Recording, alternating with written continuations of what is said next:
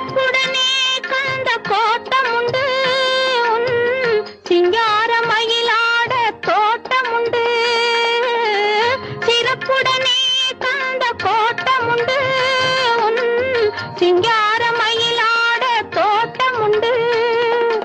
உனக்கான மனக்கோயில் கொஞ்சமில்லை, உனக்கான மனக்கோயில் கொஞ்சமில்லை.